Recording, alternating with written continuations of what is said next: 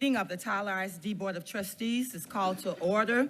The presence of a quorum has been established. The meeting has been duly called, and the notice of the meeting has been posted in the time and manner required. This monthly meetings of the board are designed to conduct the business of governing the school system in public.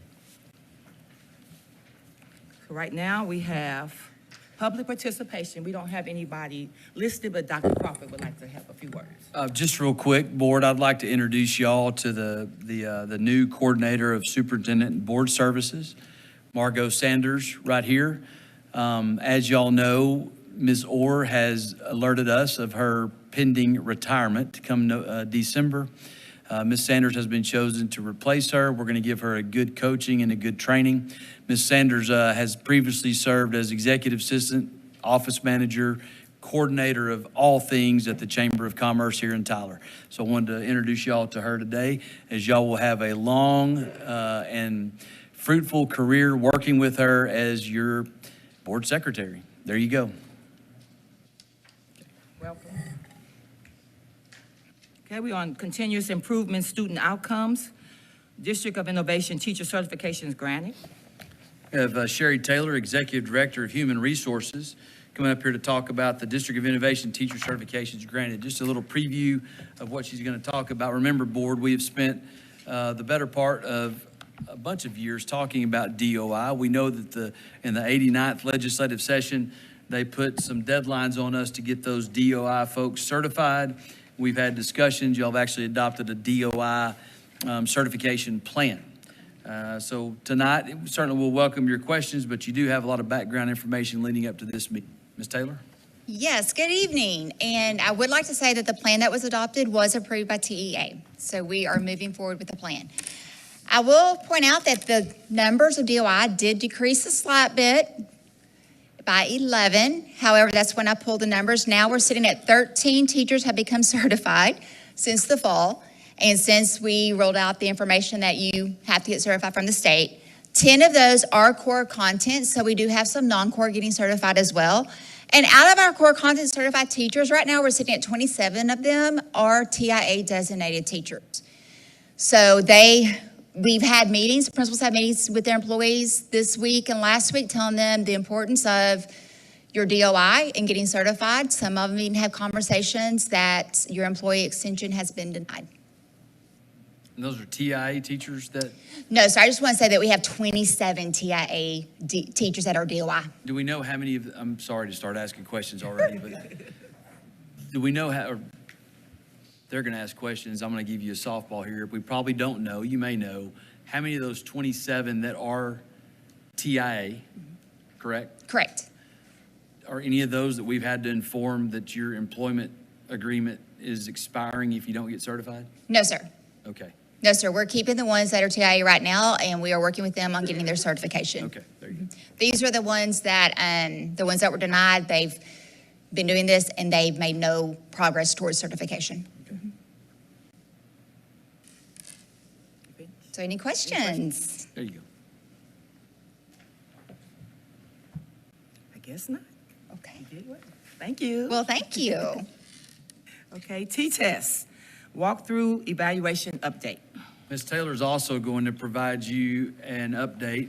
We do this every year at this time to show the progress we've made on actually measuring how well we're completing our walkthroughs.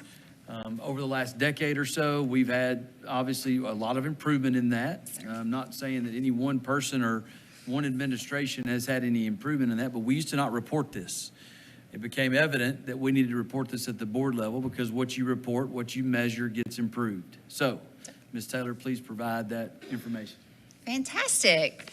So just a reminder what T-TESS is. This is a growth model fostering communication between teachers and students and campus administrators and teachers.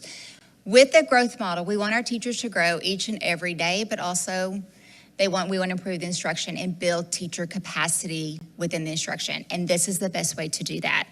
There are components involved with T-TESS. One is at the beginning of the year, they have to set professional growths. And it's a professional growth and a student improvement growth. And then they meet with their evaluator throughout the year to see where they're at on meeting their goal. I'm sorry, I said growth goal, excuse me. And then the next is the evaluation cycle. And we always begin with, let's talk about walkthroughs. They have to have a walkthrough. They have to have a pre-conference, their evaluation, which is their observation, and then a post-conference to follow up. And within that post-conference, what they talk about is what's one thing that I can improve to get better, and what's one thing that I'm doing really well that I know I can do better. And they use the rubric as their guide, and they work through the rubric as to here's what it could take to get to that next level. And then we have the summative. These are the numbers that we have right now for walkthroughs. Our principals our campus administrators have to do at least 4, 2 in the fall and 2 in the spring. They can do more. We encourage them to do as many as possible because we cannot grow a teacher if we don't continuously go in their classroom. Our numbers are a little bit lower, and that's because of me. I pulled the data earlier than I normally do, so I pulled it at the end of February, I typically do it middle of March, so I was trying to be proactive and get everything done sooner rather than later. But so these numbers are just a tad bit. They're not much. They're a little bit lower, about 50. So our principals and campus administrators are on track to meeting their goal as far as getting all the walkthroughs completed. The next is our observation data. And again, I told you I pulled this data early. We're actually higher. So our campus administrators are going in those classrooms, conducting these observations and working through any growth efforts that they need with the teachers. And it's giving them time with walkthroughs left over to see if they're meeting the advice that they gave them through their post-conference. And again, this is just the summary of what T-TESS is. The greatest way to increase student achievement and growth is through building teacher capacity. And we have so many options for teachers. With training with our curriculum and instruction department, with our executive directors going and coaching principals up to where principals can go ahead and coach their teachers up as well. Any questions? I went through that kind of quickly. Yeah. Any questions? Mr. Thank you, Madam President. Cody first. Go ahead. He was Cody's hand. So on the data here, you're showing how many walkthroughs y'all done, obviously. Yes, sir. Any correlation to teacher improvement as far as TIA or how these are correlating to teacher improvement or teachers no longer employed or? Yes, sir. So we utilize this, especially around this time of year, we start looking at middle of year data, and the middle of year report cards that we give to our teachers and our principals, it has their T-TESS, their growth with benchmark or whatever their middle of the year data is, along with attendance and student surveys. So it does help us have those conversations and those discussions, and it can help determine whether or not we're going to do an extension with DOI. So yes, sir, we do utilize this information. Okay, thank you. Mr. LaFayette? Thank you, Madam President. On the walkthrough data that you have and the observation, it seems like intuitively you have more reported in your elementaries just because you have more elementaries, right? It's not like they're inspecting in there at a higher rate than they are at the other ones. Correct. If we go through which one of the two, the walkthrough or the observation data, which one would you say is more thorough? That would be the observation, because what we do with the observation is we have a pre-conference before they go into the classroom, and then they have questions that they ask, and they discuss what are they going to be seeing when they go in, and they give advice as to, hey, why don't you try this to help you within that classroom lesson. Then they do the observation, and then they come back from a post-conference. And for that post-conference, the teacher has to submit a self-evaluation within 3 days of the observation, and then the principal and the teacher meet, and then they discuss what did the principal see in the observation, what was recorded, and they talk about the ratings at that point. And then they come up with a plan of, okay, this area I need you to grow in, I need you to work on and get better. This area you're doing really well, but I can see you improving by doing this. So you have an area of refinement and an area of reinforcement. So the principal and the assistant principals are doing these, or is there anybody else doing them besides the campus admin? Principal and assistant principal, yes, sir. Is there a time allocation for these? Like, I'd say we have a principal that has 100% of the time that day, and we say X amount should be allocated to teacher walk-ins, X amount should be allocated to student services, X amount to instruction, whatever. Is there a rule of thumb as to how many a principal or assistant principal should be doing of these? Of observations? Yes, ma'am. No, sir. It's mandatory. They have to do at least one. That's announced, which does the pre-conference. They can do as many observations as they choose to do. Any other past the first one, those are unannounced. Do we look at other school districts to see what they're doing as far as, okay, we've got a comparable school district that is doing X amount of elementary ones, X amount of high schools? The reason I'm asking is these numbers are gonna look different with our plans at Bolter. If we do the evaluations, well, it depends what counts as an evaluation or a walkthrough, because that model, you're basically doing that every single day to a certain degree. Now, you're not doing the back component of coming in and saying, okay, this is what I saw.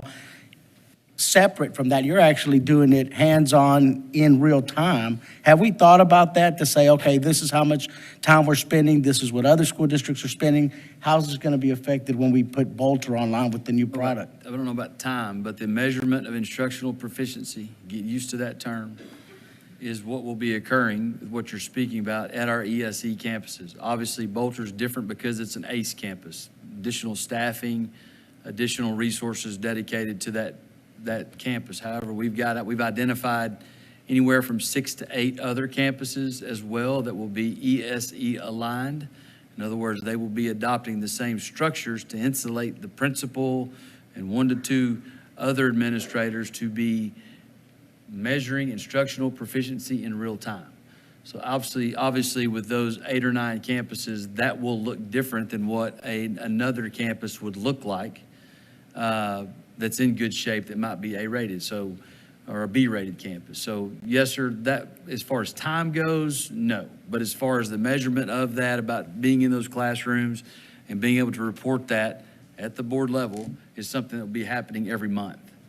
So that's as close as we'll get to about that model. And yes, there are other school districts that are starting that. One obviously is Houston, but not too many other districts across the state that are starting to do that, although it's coming.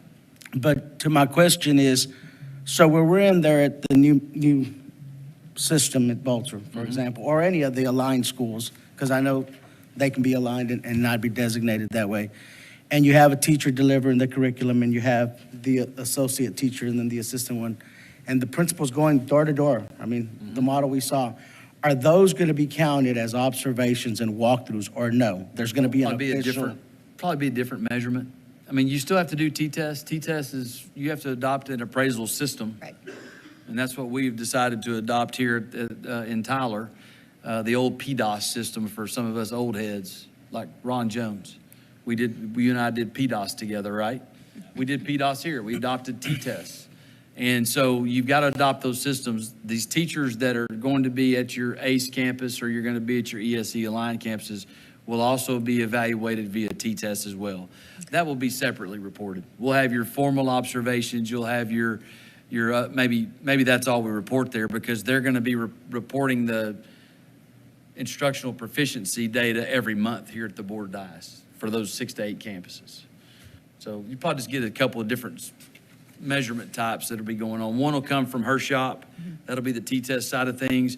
Probably Dr. Curidan's shop will be coming with that other one. That's what we're thinking, right? Because there's some statistical reliability on what you're trying to talk about there, about the improvement of. Yeah.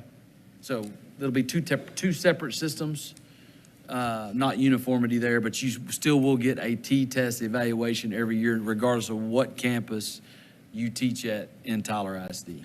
I was just asking because if those new walkthroughs or whatever we're calling them are included at the new system, we're going to have an abundance of them. It's going to look like Spot checks. We won't blend them in here. Okay. It'll be completely reported. We'll keep reporting the same thing we've been reporting. That'll be new reporting when you start talking about the spot checks. Is that right, Dr. Markle? Is that the right terminology, spot checks? Spot observation, excuse me, spot observation. There you go. Because we're measuring the instructional proficiency. Thank you. Mr. Newsom? A question regarding the walkthrough observation. Does the same principal or vice principal evaluate that teacher each time? It depends on the campus. So we've encouraged the campuses that both of them go in. One can have an observation and do a couple walkthroughs, but have someone else do another couple walkthroughs. But it depends on the campus and what they choose to do. The reason I ask that is because it's somewhat subjective, and the more people you have involved in that process, the more you're going to get a difference of opinion. So that's the reason I asked regarding that. If it could be the same person, I think it may be a little bit more consistent than if they have to change out. But I understand that with schedules and everything else, but still, consistency would be Yes, having that sir. one And person do that one individual Yes, teacher. sir. I think. And our campuses will work with each other on doing calibrations. So the principals and assistant principals will go and do some to calibrate and see that they're right in the Right. same area. Okay. So, And a teacher can request a different appraiser, yes, sir.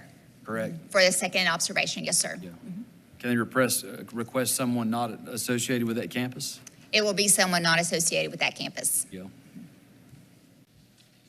Anyone else? All right, thank you so very much. Thank you. We're going to discuss Senate Bill 456, transportation seatbelts on buses. So Director of Safety and Security, Jeff Millslagel, will be making his way down to the presentation table. Director of Facilities, along with all duties as assigned, Mr. Tim Loper, is also going to be assisting with this as well. Behind them in the second row, y'all know Brady Bedingfield, who is now serving as our Transportation Director as Chief Operations Officer. So we're going to turn it over to them to get y'all up to date, up to speed on Senate Bill 546. Seat belts on buses. Thank you, Dr. Crawford. Yes, as the agenda says, this is an amendment to Bill 546, which requires school districts to equip all school buses with 3-point hookups in every bus. But the requirement also, first of all, we are in compliance as to date. But this is part of the compliance requirements is to bring this to you all as a board and then also we have to turn in the minutes of this board meeting. And Jeff is our liaison directly to the TEA and submits all the information to the portal, the TEA portal. So the Senate bill requires us to provide information to you all as to far as how many buses do we have with 3-point hookups, how many buses do not have any seat belts, and how many need to have seatbelt 3-point hookups. And that means whether you have to retrofit the actual seat, whether you have to replace the seat, or whether you have to replace the panel in the floor that the seat sits in. I can tell you that we've got our mechanic shop have been looking and looking at vendors and all of this they've gotten all the information and provided them. We have the costs listed into the agenda item. And basically, what the TEA didn't tell us is how to fund it. So we're presenting those costs to you to fund it. And interestingly enough, every school district, and we've talked to quite a few, are going through the same thing. Fortunately, we've been buying all of our new buses since we have a 15-year replacement plan that we started, I think, back in 2017. And this law takes away the exception of those bought previous to 2017. So we have 48 buses. And basically, we're in a lot better shape than a lot of other school districts because we have that plan. Fortunately, we put money in our budget to replace buses, which we've been doing for several years now. And of course, when we buy a bus, it's always with a 3-point hookup. So that's basically what this agenda item is. We're providing you with that information. It's like $1.8 million to retrofit all of our 48 buses that don't have 3-point hookups. So, Jeff, anything? That's, Yeah, Mills, what do Perfect. you have to add? Instead of looking pretty up there. Just- oh, well, I Would you appreciate like to add that. anything? No, it's, TEA is doing this survey, and it's required each month that we present this. So this has already been presented to TEA, number of buses and how much it costs. So tonight, once this is done, I'll present that tomorrow. And then the next month, we'll put in the meeting minutes from tonight, and then however you guys vote as to how we're going to be able to afford this. Yeah, so the next meeting, you'll actually, in April, you'll actually have an opportunity to cast a vote about whether or not the district has the funds planned for that. Correct. Obviously, the administration will provide a recommendation to that. Our recommendation is going to be, as we buy new buses on those cycles, that's how we will become compliant with the law, especially since it looks like the legislature is no longer going to be funding the basic allotment that we've talked about. They're going to be funding more teacher compensation along with special allotments coming out of TEA. Now, obviously, if just like with the safety and security push that we had from the 87th legislature and then the 88th legislature, a little bit more money in the 89th legislature for safety and security. If there's a transportation allotment specifically designed for the installation of 3-point seat belts, that's something that we will obviously be aggressive in pursuing. Am I Correct. correct in saying that, gentlemen? That's correct. There's also, I spoke with TEA last week. They were in town all week, and there's potential grant money out there for this, Okay. which we would apply for immediately. And while you're waiting to ask the question, how in the heck does a bus driver or administration ensure that every student that's on a bus is buckled into a 3-point seat belt? I'll have you have that thought in your mind while you think about other questions to ask. Any questions? Comments? Mr. Lysia?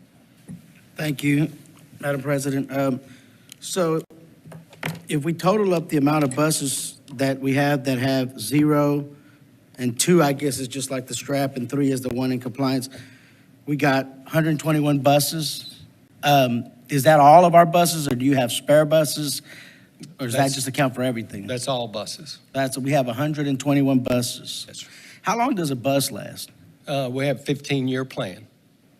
So a bus lasts you 15 years. Do you know how many we buy a year? Usually 5. About 5 a year? But not every year. Yeah, not every year.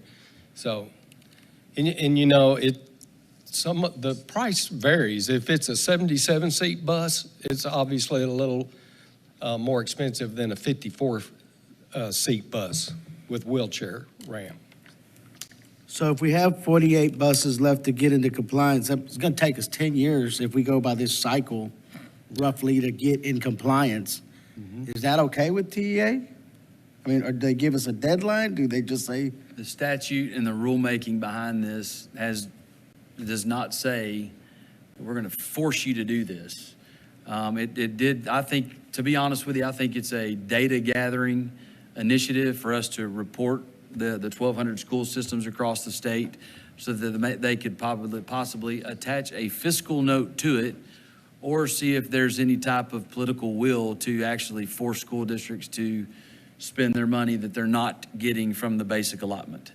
So they could be an unfunded mandate, a hard unfunded mandate, or they could be using this as a way to maybe attach some revenue to it. Mr. Lowe? There are 2 exceptions to it, and one of them, if the board determines that the district budget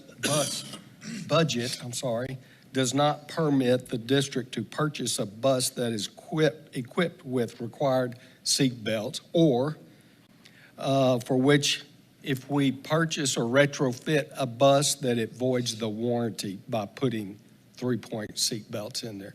And we are hearing some of that from manufacturers. A lot of manufacturers, not that they'll void warranties, they don't want to touch installation because it's such a liability. Or they want you to buy a new, more expensive bus. Of course. And some districts are doing that. Okay. the $1.8 million figure that you came up with, is that calculated on that strategy by saying, okay, we got a bus, we're going to take the components out, put new components in, or are you calculating that under the 15-year deal of, we're going to acquire this many buses every year? We're calculating that under our 15-year. You'll see later in the board agenda that we have some purchases of. So then that's cost per bus, not necessarily retrofitting them and putting in what they want. We have the cost per bus is around $39,000. Thank you. Anyone else? Wait a minute. Cost per bus Retrofit. to retrofit. Retrofit. Correct. Yes. Not the purchase of it. I was going to say, that's a heck of a deal on a bus for 39,000. Okay. Madam President. Wait a minute, the cost to retrofit one bus is how much? About 39,000. My God. Anyway. So TAA is requiring this, but yet again, they're not saying that it's absolutely mandatory. They're just suggesting that we spend the money to retrofit the buses, but nothing requiring you to use the retrofit devices or anything like that. They're just saying we have to do it. We have to spend the extra money to get them in there, but no other guidelines, right? Yeah. Okay, that's what I thought. Yeah. And, like requiring children to use them, that's a whole nother story. Especially if you have one driver. And no monitor. Mr. Lever. Yes. So just a little clarification. So I heard you mention 1.8 million, but the agenda tonight is for 1.2 million. What was the last part? 1.8 million and what? The agenda for tonight says 1.2 million. Am I reading that correctly? Or is this something else? That is correct. That is the 0.8 million. purchase of new buses. Okay. Item I in your business legal finance. Okay, so next month is when we'll have the agenda to either do the retrofits, or is that? Next month is the Next- actual action item for y'all to actually consider and vote. So this is Yeah. like a first reading almost, and then you actually have a second agenda item coming your Basically way. to declare that you don't have it as a budgeted item. Okay.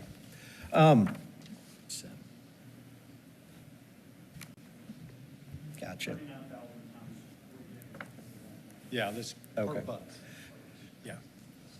So if we didn't spend this money on buses, what do you think the administration would recommend we spend it on? You talk about on item I and J tonight? No, the retrofitting part. I mean, the item on 31, that's just for That's our the purchase of regularly. new buses. That's our regularly scheduled 5-year purchase. Correct. But this to retrofit buses or buy extra buses or whatever, if it's 1.8 million, if we had 1.8 million to spend, what would you spend it on?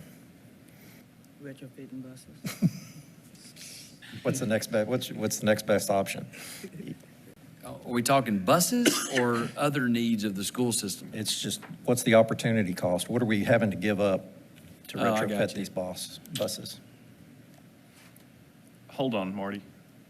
You're not recommending that we spend $1.8 million on seatbelt retrofits next month. You're not going to recommend that? Absolutely not. Okay. Okay, The board thank needs you. to understand. Okay. No. Yeah, that's not going to be the recommendation. No, we're providing the data for y'all on what the statute says we're supposed to do, and that's get a report to y'all. Okay. And That then helps. you Thank gotta Dr. make a Burke. decision about whether or not you want to do that or not. These are two separate items. One is, we're looking at the legislature in their fine ways telling us that we need to upgrade our buses. That's one item. And then the second one, if I'm reading it correctly, is the purchase of buses that we normally do Yeah, throughout the that's- year cycle. That's unrelated to this, but Exactly. thank you for differentiating on that. I like the plan that we've had. We want to keep kids safe, there's no doubt about it, but enforcing that, once you put them on there, that's going to be another big project to undertake. And the new buses we are buying, are those 3-point then? So, okay. Yes, sir. Yeah, gotcha. We've only been buying 3-point harness buses since 2018. 2018. Yeah. So we've been ahead of this game and getting that done anyways. It's just this new statute hit everybody in public ed in regard to that. Yeah, and this is basically an amendment to an old statute, so that makes you retro back. Okay, any more questions, comments? Thank you, gentlemen, we appreciate it. Okay, we will now go into executive session, and if we have anything coming out, we will discuss that.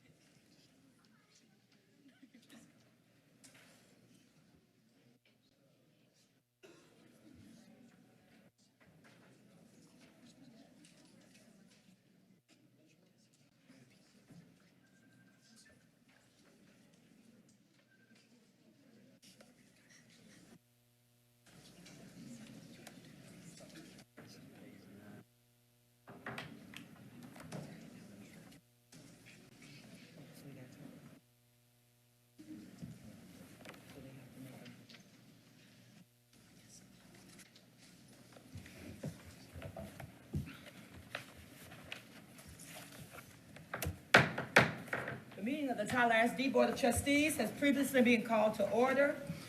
The presence of a quorum has been established, the meeting has been duly called, and the notice of the meeting has been posted. As a reminder, the monthly meetings of the board are designed to conduct the business of governing the school system in public. We do have an item coming out of. After prayer and pledge. Oh, yeah, I always forget the prayer and pledge. Okay, we want to make sure you all are on one accord. Prayer and pledge by Mr. Berkfield. Can we all stand? Stand. Heavenly Father, we pray for your presence in this meeting this evening. We ask that your will be done by the actions of this school board and administration. Lord, let us be guided by your word as it says in Philippians 2:3. Do nothing out of selfish ambition or vain conceit, but in humility consider others better than yourselves. Help us not to look out for our own interests, but also the interest of others. Lord, we specifically pray for the safety of our children, the wisdom, patience, and understanding for our staff. Let this board be the moral light for the rest of the district to follow in every decision we make. And lastly, I pray for wisdom and clarity in this board meeting and its deliberations. Please let your Son be seen through our actions and forgive us where we fall short. I pray this in the name of my Savior, Jesus Christ. Amen. Amen. I pledge allegiance to the flag of the United States of America and to the republic for which it stands, one nation, under God, indivisible, with liberty and justice for all. Honor the Texas flag. I pledge allegiance to thee, Texas, one state, under God, one and indivisible.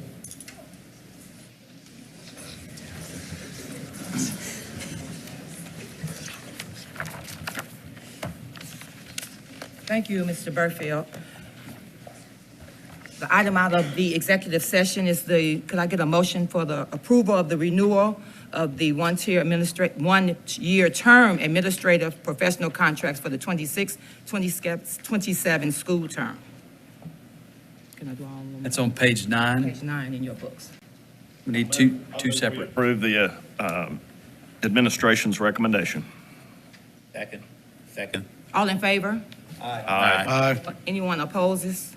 Motion carries. We have the administrative recommendation for the renewal of non-certified administrative professional contract. Could I get a motion on that? I'll move we approve the administration's recommendation. Okay, Okay, I'll second it. okay. All in favor? Aye. Okay. Motion carries. Okay. Got a third one, okay? Yes. The audit committee recommendation for the board approval of the renewal of the non-certified administrative professional contract for 26-27. A motion. I move we approve the audit committee recommendation. Second. All in favor? Aye. Anybody opposed? Motion carries. All three have been approved. Very good. Okay, special recognition.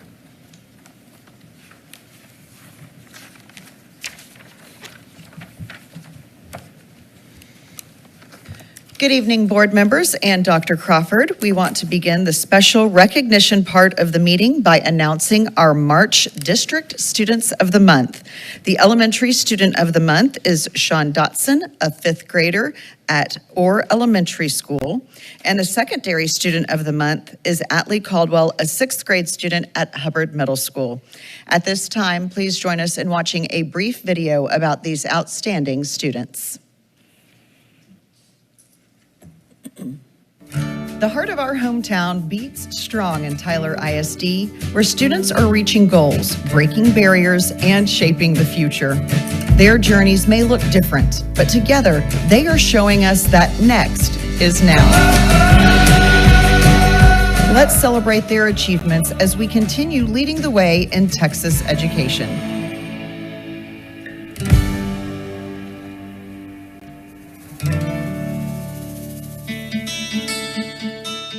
As we spring forward to March, let's meet our District Elementary Student of the Month. Hello, I am Sean Dotson, and I am the District's Elementary Student of the Month. Sean is a driven student who brings energy, curiosity, and a strong work ethic to everything he does.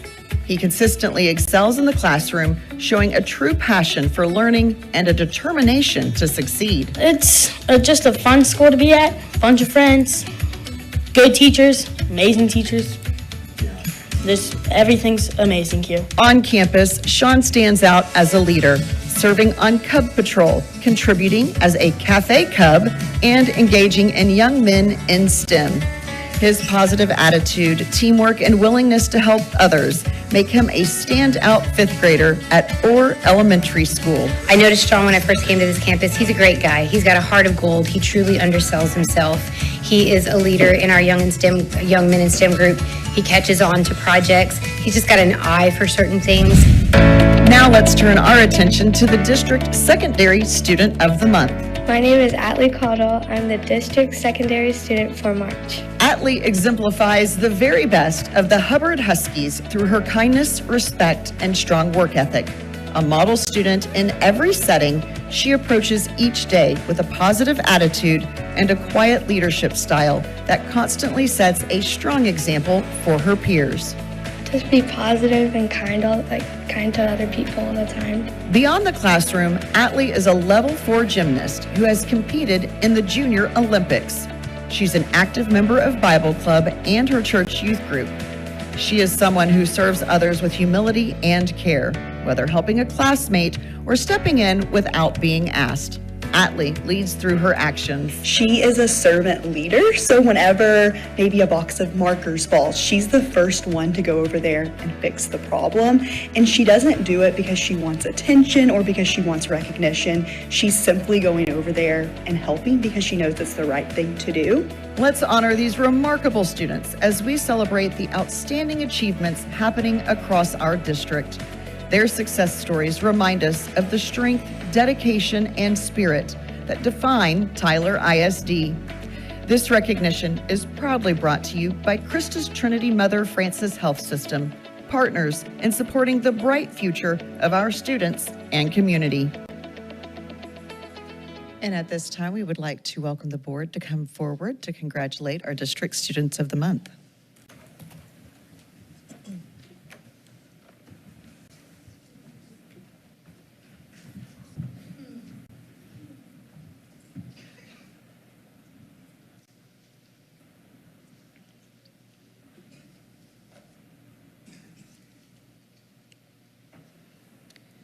Okay, Sean, I know you're excited. It's time for you to come on down.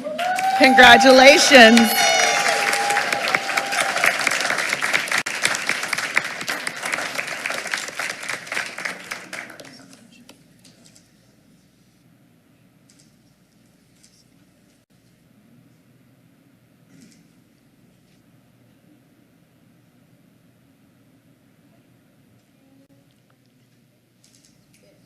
Let's give him another round of applause.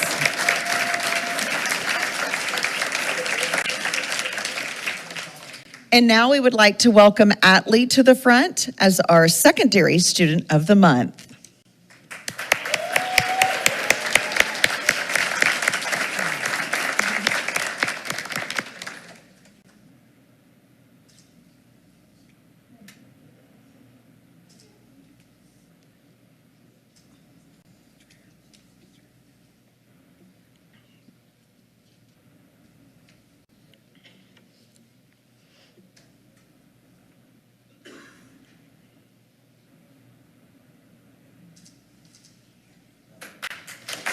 Congratulations, Atlee. Up next, we're going to congratulate the following Tyler Legacy High School students for competing and placing in the state swim meet.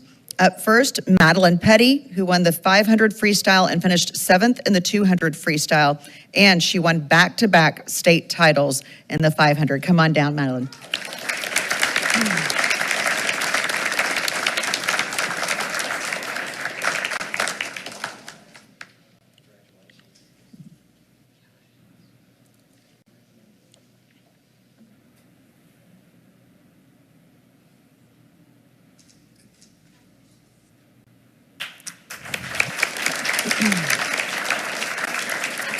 Up next, placing in the state swim meet, Ryan Mock finished 24th in the 100 freestyle. Come on down.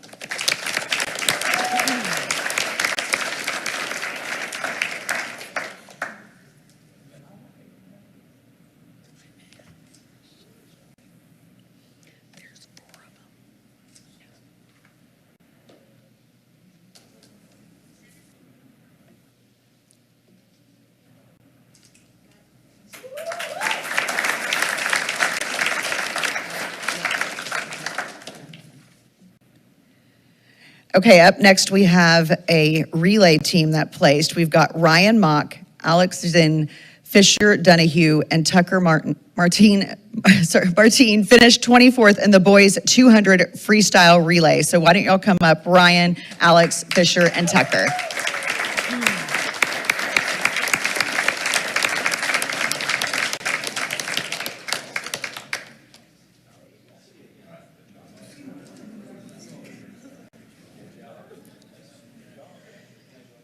Congratulations, guys.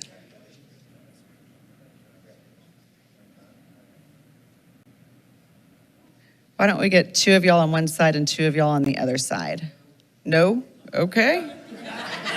We're going to go with what Dr. Crawford says.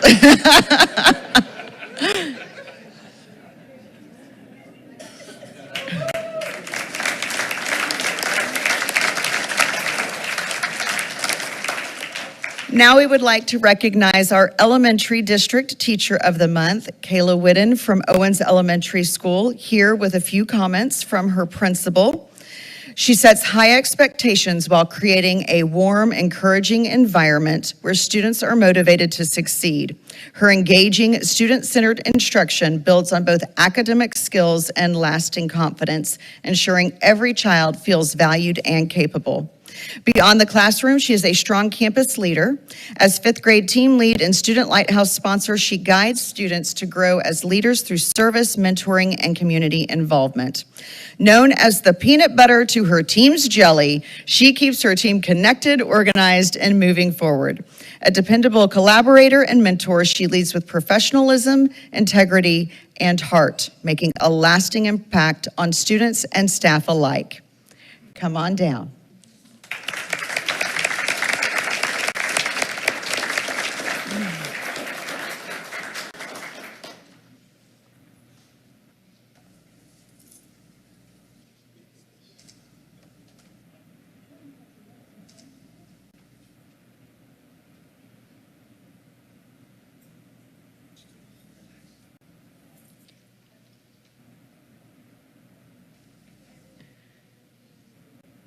And let's give her one more round of applause.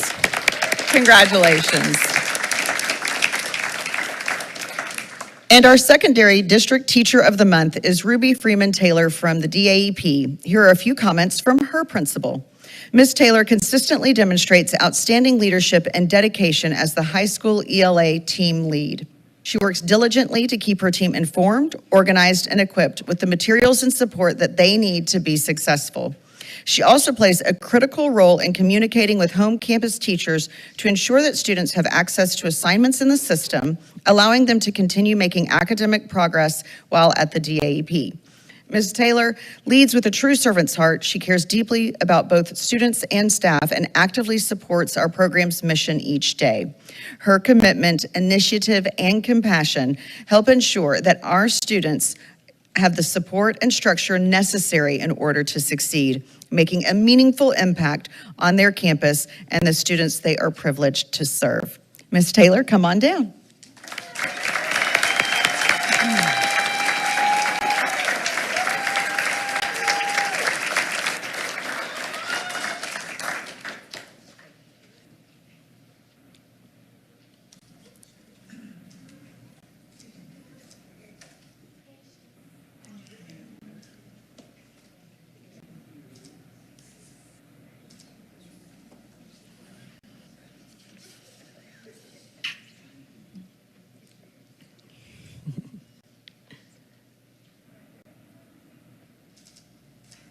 And let's give her one more round of applause. And that concludes our recognitions for this evening.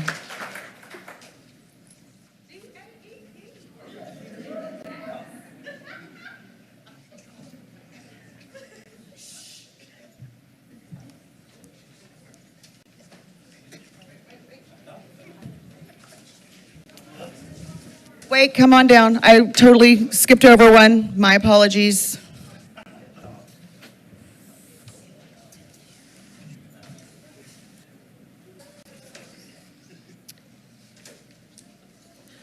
It was not in my script, but it is over here on this one. We would like to congratulate at this time Vera Banta, a senior at Tyler Legacy High School, for earning the 2026 Texas All-State Choir honor. Vera was chosen through a competitive process held across the state at district, region, and area levels. All-State is the highest honor a Texas music student can achieve. Students are selected through a multi-level process that begins with about 60,000 students from around the state vying for this honor to perform in one of 18 ensembles. Vera, come on down.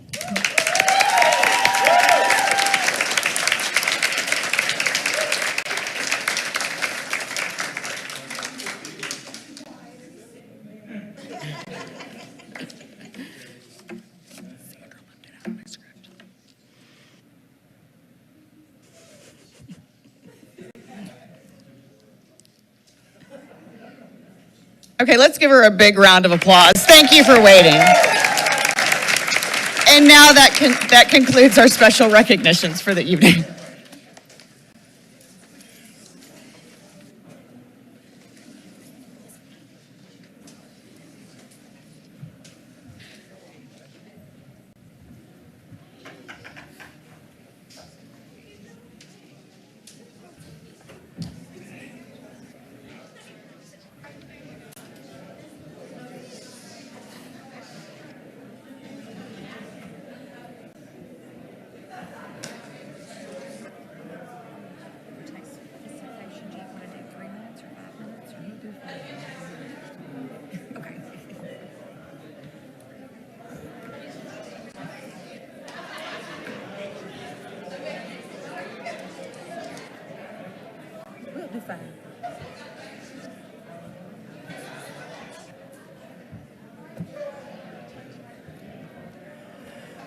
As everyone's quietly exiting the building, we're not finished.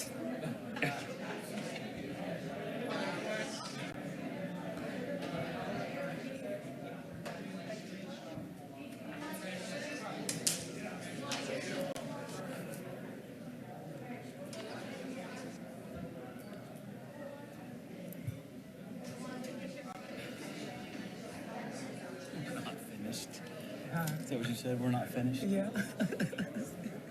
Y'all get out so we can get finished.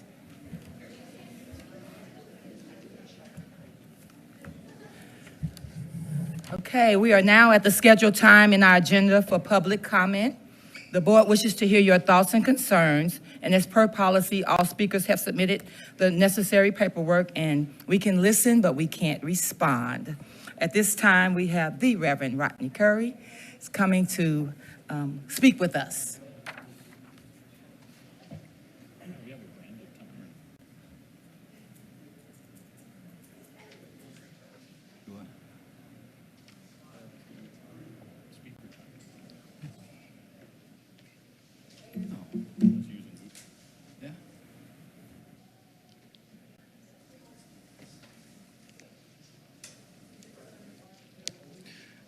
you don't mind, I want to wait so we can make sure I have everybody's undivided attention, if that's okay. In class, we call that wait time. Wait time is when teachers. Okay.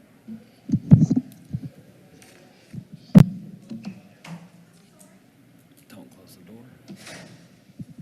Right, ready. I want to say good evening to everyone, to this board, and to Dr. Crawford, Superintendent. I want to address again I came last time and in February and also back again this time to raise awareness in regards to the Bolter campus redesign.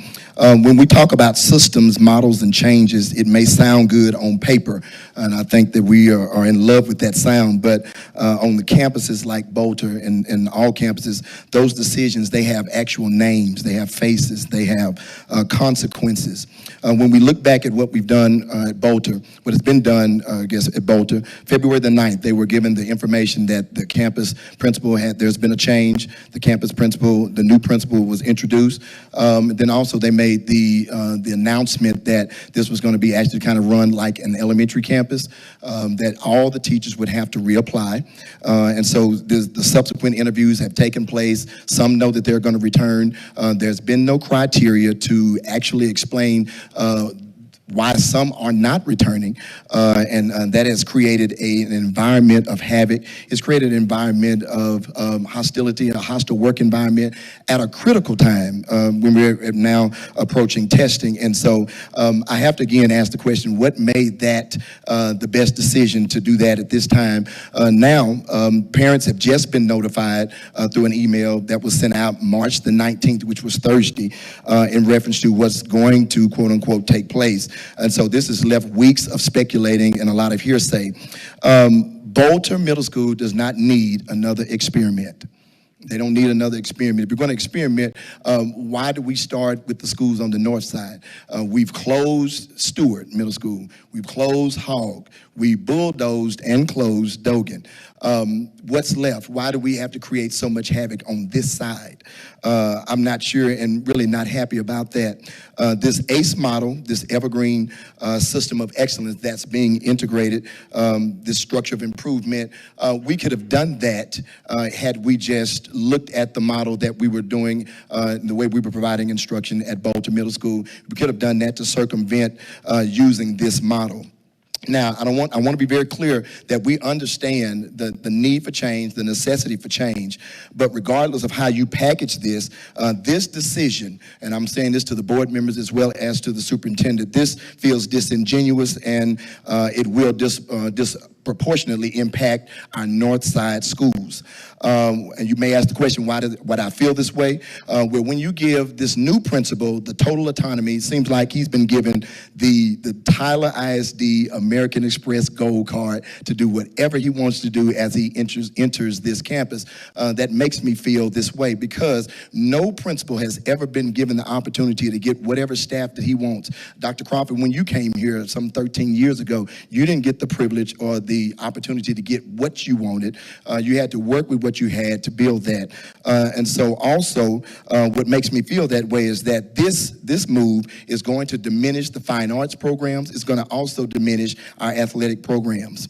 You didn't do this card of access. You didn't give this to any other principal that has ever stepped foot in TISD. And so I'm concerned that this may be the opportunity that we're setting a particular person up for success to move forward to do something else within the district, which again, and you got to look at too, we've let a lot of people go from this district that could do a great job, but they weren't given the opportunity, but so be it. I want to say that if we had the money in this district to affect change, if Bolter Middle School was in such bad shape, we had monies to affect the change and do something positive to add more staff to address those instructional needs. We had the money to do that back in 2023, 24, 25, but we used that money in one fashion to build a $3+ million golf course. Students will now possibly be relocating from Tyler ISD. They'll be relocating from our campus. We'll see a diminish, and some board members may like to see diminish, fine arts programs and athletic programs, but we want our students to stay at home. We want them to stay here, be educated in a high fashion, as well as thrive and grow financially in fine arts and athletics. So I want to close in my closing moments too. I was looking at Mr. Harbor's video on YouTube, and he said, let's change the story of North Tyler. And I too agree with him. Let's change the story. Let's stop closing the schools in North Tyler. Let's stop experimenting with them. Let's give them a program that may just look like, what they need for their school, and it may not look like what its other campuses. Let's change that story so that we can be committed to equity and fairness across all of our neighborhoods. And so I'm asking that you would relook at this redesign before you all take a stand on causing even more havoc to the only primary feeder to Tyler High. Thank you. Thank you, Mr. Curry.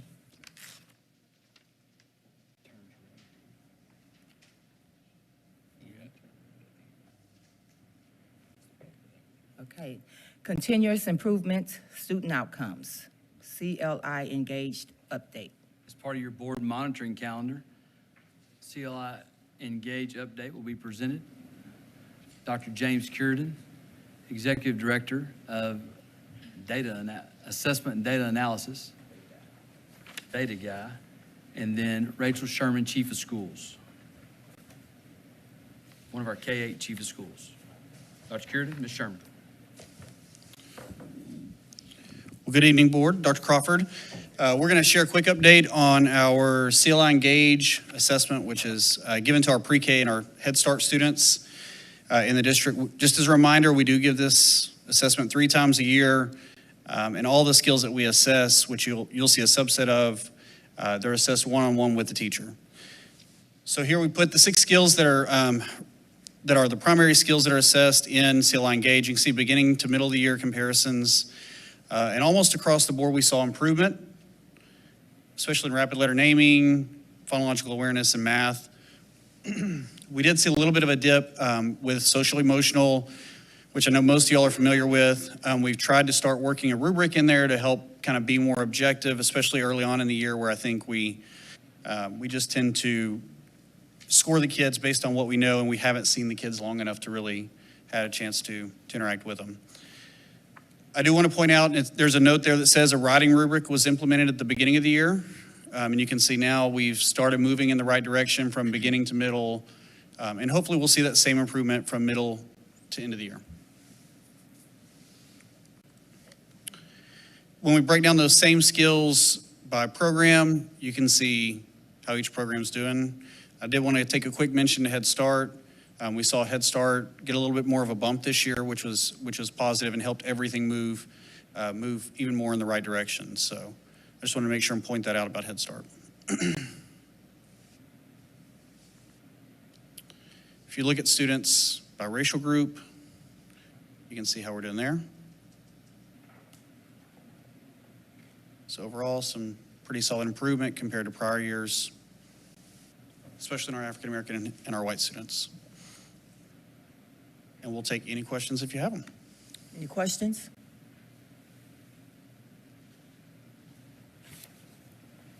Social and emotional.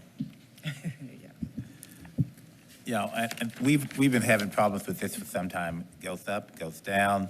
You've implemented to try to make it somewhat consistent and more objective. We have improved, I'll put it there. Right. Okay, so are we still looking at ways to get this to be consistent as far as improving? Yes, sir, absolutely. And that's a great question. I mean, we're trying to implement a rubric consistently. I think I would say that I think really if we can get the beginning of the year to be kind of more objective from that lens, I think you would see the improvement over time. So we are going to continue to work on it and get it going in the right direction, absolutely. Yeah, I'm very pleased with all the others being consistent as far as improvement in most cases. I think that's very positive. We have definitely improved since I've been here. I know I've been noticing that. Any other comments? Questions? Dr. Curtin, go back one slide, please. I think it's one. Maybe the next one before that. That's fine. So when you start talking about beginning of year and in the middle of the year, obviously there's some fatigue there from the beginning of the year. Everybody's pretty excited. Everybody's on their best behaviors, and all of a sudden it just kind of dips a little bit. That's probably to be expected. How much variable is in here on just different kids from year to year as we measure these things? Yeah, it's a great question. So with CLI Engage, we only give it to our pre-K and our Head Start students. So we only have 1 year of data for that group of students. So we don't have any true cohort year-over-year data. We do track the cohort themselves longitudinally. So for example, from pre-K Head Start into kinder with M-Class. So that was, if you remember last year, we adjusted our cut scores in CLI Engage. And part of that was because we wanted to see better alignment between this assessment that students take in pre-K and Head Start and the assessment that they take in kindergarten, essentially. So within this assessment, we can only measure beginning, middle, and end of the year, but as we move into kindergarten, we do track across assessments and over time. And even into year 4, so if it's a pre-K kid, you get pre-K, K, 1, and 2. So when you get to that 4th year, we could go back and look at how they started as pre-K kiddos. Correct. And how they're doing as far as maybe emotional resiliency and et cetera, in that social emotional component, right? Yes, sir. Might be something to ponder here and get to y'all this summer. Take a look at maybe. Yeah. I can send it to you via email. Still public. It's still public, Mr. Newsom. So I see what he's kind of saying. My wondering is, because the state loves measuring what? They love measuring apples against oranges. Right. And we've kind of made a little different success rate here about measuring apples to apples and looking at those cohort. And y'all do some of that, but reporting that might be an additional thing that we can provide the board. Sounds good. Okay. Thank you. Good. Okay. Thank y'all. Thank you. Okay, next we have the business, legal, finance consent agenda. You wanted to pull D, and that was it, correct? Correct, I wanted to pull Anything D. else? Okay, could I get a motion on A, B, C, E, F, G, H, I, J, K? I move that we approve the consent agenda A through K minus D. Second. All in favor? Aye. Anybody opposed? Motion carries. Let's talk about D.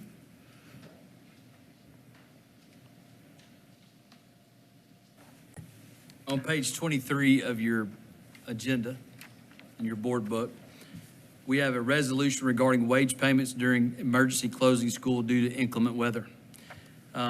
This is not talking about students. Students, the calendar, they have enough minutes built into the calendar to where you're able to actually not have to make up those instructional days, or you would be looking at possibly bringing them back after Memorial Day.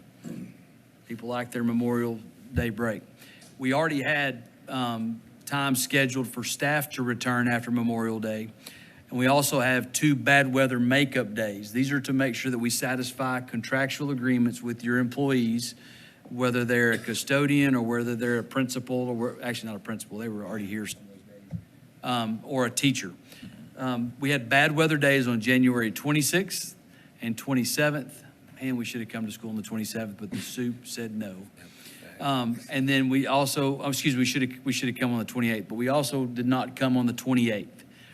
The 26th and 27th are actually taken care of in the adopted calendar for makeup days by staff. So they will have some actual opportunity for work days in there as well, maybe a little bit of professional development, maybe actually getting their vector training complete, right, Dr. Gropel? It comes out of your shop. So you don't have to do it this summer. But the 28th is still hanging out there. So the board's option is this. We either bring the staff back, and most of it's just going to be the teachers and the teacher aides on campuses because we kept them at home while we prepared the campuses on the 28th. So you can either bring them back for an additional day, or y'all can consider actually adopting this resolution regarding that and waiving that additional day of them coming back. So up to y'all. Bring them back another day or waive that day. Madam President, I move that we approve the resolution. I think that the teachers have done their part, and it'd be a shame to bring them back for a day for them to sit around and twiddle their thumbs. I think we have the authority within this board to fund this and to approve this. I'd like to make that as a motion. Just a point of order. Teachers never sit and twiddle their thumbs. Oh, thank you. Okay, now we can go with the motion. Can I get a second? All in favor? Aye. Opposed? The motion carries, which is so well deserved. 2 days to get your vector training done, not 3. There you go. Okay. Okay, curriculum instruction consent agenda. We agreed to pull G, A, G, and motion table H, correct? Any more? A, G, and H. I move we approve items B, C, D, E, F, and I. All in favor? I mean, second. Can I get a second? All in favor? Aye. You opposed? Motion carries. Okay, let's talk about A. Page 34 of your agenda book is we annually adopt a calendar for the school year. The Texas Education Agency has actually allowed something now called an ADSI calendar, consistent with all requirements set forth by TEA. ADSI stands for Additional Days School Year, to where you can actually get funding for a variety of things like an extra instructional days or summer school. So in your packet is an actual example of that. I don't know if we can put that up on the screen or not. There you go. Perfect. That's Bolter's. This is the ADSI school year up there. I'll explain the Bolter calendar here in just a minute.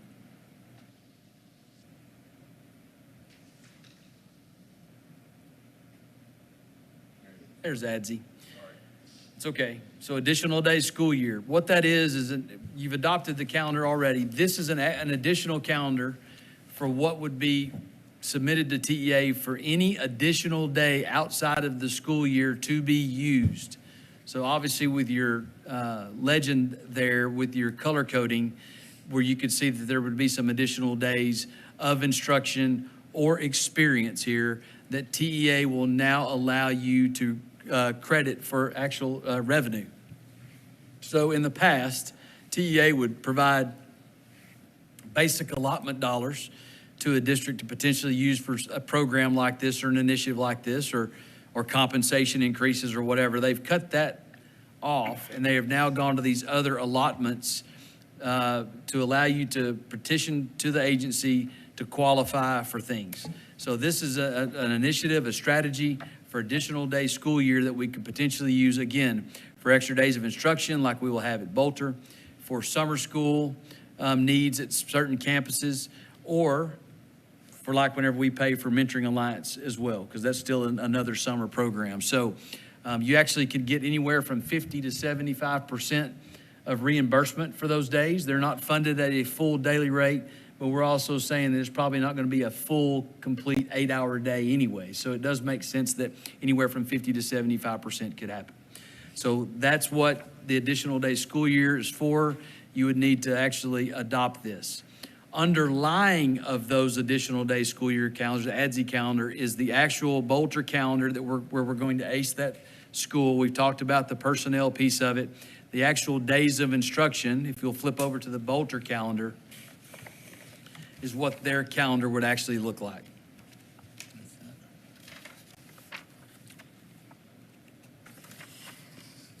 And we're getting there.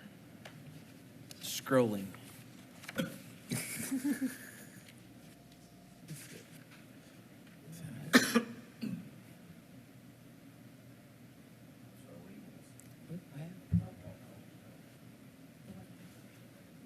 There it is.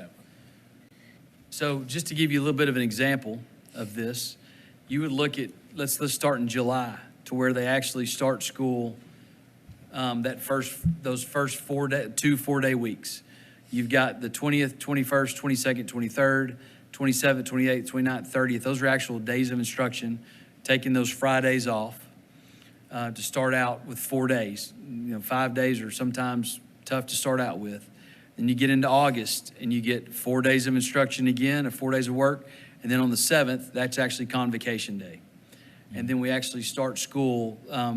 We'll stay with school on the 10th, 17th, 24th, 31st, and so on.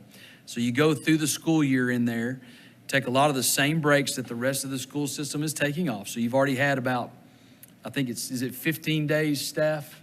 How many days at the very beginning of school instructionally for Bolter? 10 additional instructional days at the beginning of school. And then you go through the school year. The only additional time that they'd actually be staffed or given instruction is on the 10th and the 17th of April on Saturday. And those are not mandatory. Is that correct, staff? That would be a very prescriptive Saturday school for kids that may need it. We've done this across the district before. Never been funded for it, but we've had this at some of our elementary campuses that needed it the most. So nothing out of the ordinary there. And then you actually get all the way, once school is out, you get into June, and there's some additional instructional days in there as well, correct? Okay. So again, the ADSI calendar covers the calendar before, not this one, actually stacks on top of this so that we can actually provide some of these summer school instructional services and receive funding from the state for some of our ESE campuses that are aligned, our ACE campus, obviously with Bolter, and then even any other summer school programming that we may have, including our high schools, correct? Along with things like Mentoring Alliance Summer, Rose City Summer Camp, there you go, to where we actually provide the instruction for those kiddos that choose to go to that camp. Is that in our packet? I didn't get the Bolter. The Bolter schedule was provided to you under separate cover at your place. Okay. It's somewhere in your stack over there. Excuse me? It is not at your place. Okay. I will forward that to you when I get home tonight behind my computer. Okay. Gina will forward it to them. Okay. And that will be published and in time and provided to the Bolter staff when? As soon as this adopted here? Okay. Okay. Any other questions? Any other questions? Yeah, I was just going to make the motion that we approve item A for the ADSI calendar. I think it's warranted, needed, and I like it. I guess I'll second it. All in favor? Aye. Anybody opposed? Motion carries. G. Item G is a component as we try to transform and reform a lot of the things that we've got going on here so we can compete in the next is Now initiative. We've actually got a curriculum agreement with another school system to provide the curriculum products and other technologies, learning technologies in partnership with Houston ISD. Any comment? Mr. Lasea?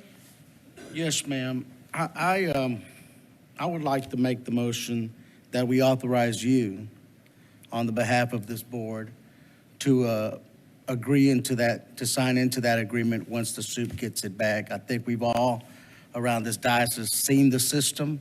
We're very familiar with the curriculum component of it and the system and how it's in place. We've talked a number of times about fidelity to that system.